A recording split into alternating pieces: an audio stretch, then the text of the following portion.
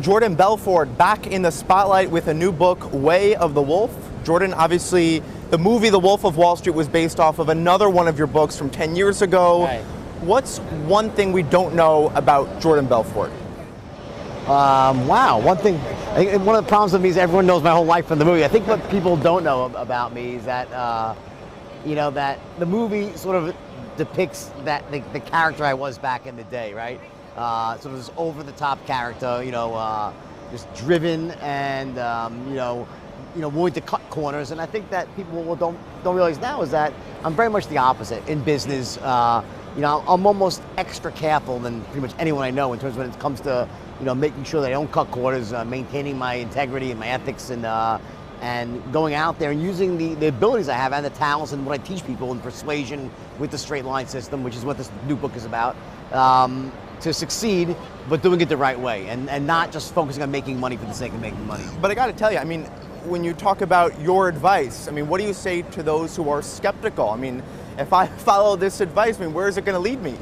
Well, I think you should read the book and decide for yourself. Or just read the prologue, it's free.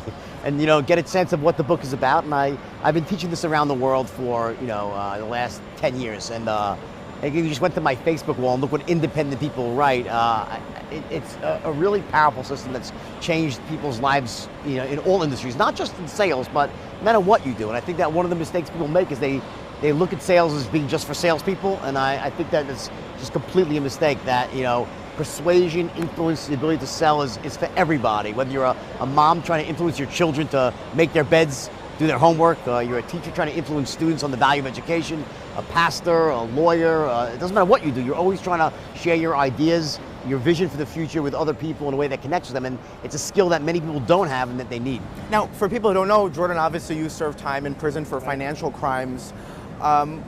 What would you say is possible now? Do you think you could recreate the scheme that you did all those years ago today?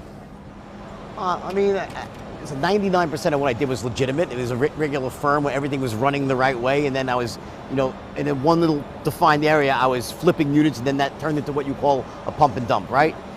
It still happens to this day. People use the internet more now in chat rooms, they talk stocks up and stuff like that, but I think those things will always be around, in some way. Exactly the same way, I don't know if it would be exactly the same way because the internet is such a big part of everything right now. But and a lot of people lost money based on what you did. So right. You're now making a lot of money with your speaking career, your right. book writing career. Is that money going back to those victims? Yeah, I pay back a lot of money. Yeah, sure. I work with the government. I actually pay back money every single month, and it's been great. And I paid back a lot, and I continue to pay back. And I hope How much have you paid back?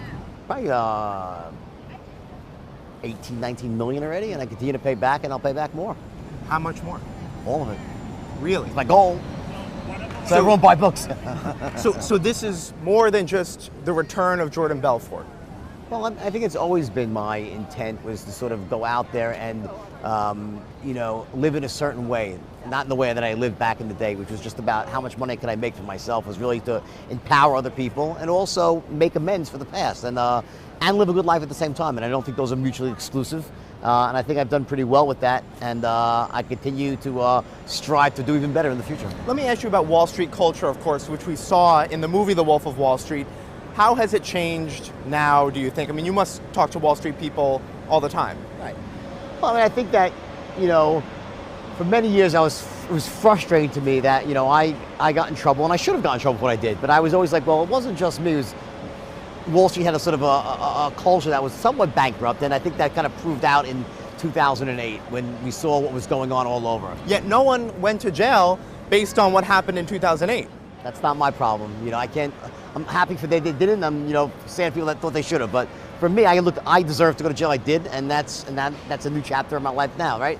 So I think that things have gotten better though since then. I really do. I think that there's been. In what way? I think that the GFC was a shock to the system for people. Global financial crisis. Yeah, and I think that there was like this sort of wholesale betrayal of the public trust that occurred at every level, from big firms down. And I think a lesson was learned, and I think that firms have gotten a lot more vigilant about making sure that the systems in place don't incentivize bad behavior. And a lot of that was that people were getting paid no matter what the outcome. So whether your clients made money or lost money, the brokers would make money either way, and the firms would, and bonuses were given out based on the. And you think that's happening less right now? I think it's happening less. Yeah. Really? Yeah. Although you look at Equifax, I mean, that guy's made well over $100 million, and look what happened to that firm. So there's certainly cases of it. It's always going to be there. That's human nature. But I think that there was sort of like a high point, which it was having when I was there. I wasn't the only one doing it myself. And but at 2008, I think that was sort of like the belcher all came out, like, and everyone looked and said, whoa. I think things have gotten better, I really do. Wall Street culture has always sort of been under the microscope, but right now, Silicon Valley is really in the crosshairs over, gender discrimination, sexual harassment. Are there any similarities between what we read about in terms of what's going on in Silicon Valley versus your time on Wall Street? I think wherever people are making a lot of money, there's going to be the sort of behaviors that you see playing out where young people make a lot of money very quickly and then they don't know quite what to do with it, how to attach value to that money, so they start spending and doing things that seem like socially out of the norm. And I think that, like everything else, Wall Street had to grow up a bit, and I think the people in Silicon Valley have to grow up in the sense of they find it's easy to make money, but there's another side to the equation. That's the ethics, the integrity, and I learned the hard way that without that side of the equation, your success isn't lasting, and it doesn't really feel that good anyway. And I think that, and again, I think it's very easy to focus on the bad players. Right. There's always a lot of great players too, people that are doing it right, and even in the worst of times, even in the GFC, which probably was the global financial crisis, which was the worst, still many people weren't doing things wrong. So what are you doing now with your money besides paying back people that lost money because of your crimes? Are you investing in the markets? I do, but I live for me it's really, I'm very different than I used to be. I'm older. The things that make sense at 25 don't make sense at 55, right?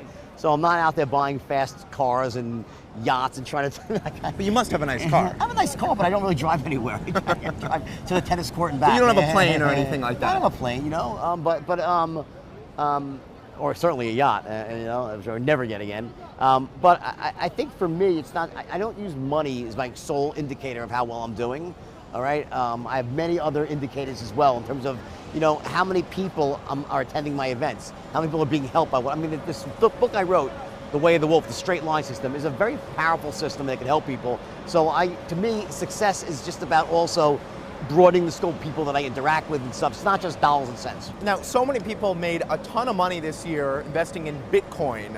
What do you think of Bitcoin? We had current JP Morgan CEO Jamie Dimon come out and say it's a fraud. Do you think Bitcoin is a fraud? Yes. And why is that? Well, I think he's right. I think that I don't think it's a great model. I'm not saying cryptocurrencies there won't be one. I think there will be one, but I think it has to have some backing by some central governments out there, because the biggest problem I see with Bitcoin, why I would never buy it, is that they could steal them from you. Like they hack into your phone or something. I know people that have lost all their money like that, and also it's just the idea that it's basically, listen, currency all is air, I guess, when you think about it, right?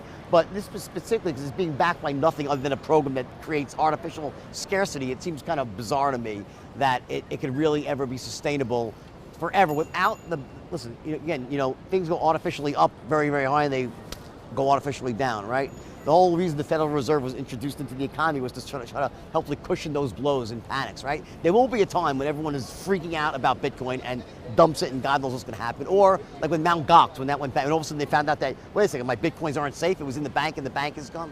There's all these bumps in the road. And I also think that sooner or later, a central bank or a consortium is going to introduce their own cryptocurrency, and that is what's going to take hold. Yeah, the Fed has been pretty quiet about Bitcoin. We haven't really heard much from them. The Chinese central bank has not been quiet, yes. And they're indicating that they're probably going to outlaw it, if they haven't already said that in so many words. But and I'm not saying that you shouldn't or shouldn't buy Bitcoin. What I'm saying is, I personally myself would be very, very careful about investing a lot of money in something that could vanish very quickly. You mentioned the hacking risk with Bitcoin.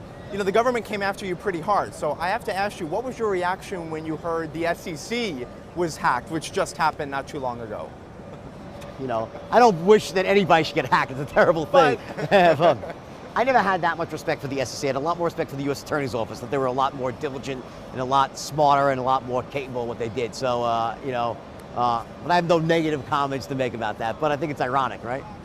Also, before we let you go, billionaire hedge fund manager Steve Cohen getting back into the business. Any advice for him? Be careful. Listen, I think that, happy for the guy he didn't get in trouble. Nothing really happened where everyone thought something was going to happen. But I'm sure that, whatever he was doing, anything that was perceived as being wrong, I'm sure he'll be very, very careful to make sure he doesn't go tread into that area again. So my good luck to the guy. I hope he does great. All right. Jordan Belfort, thank you so much. My pleasure.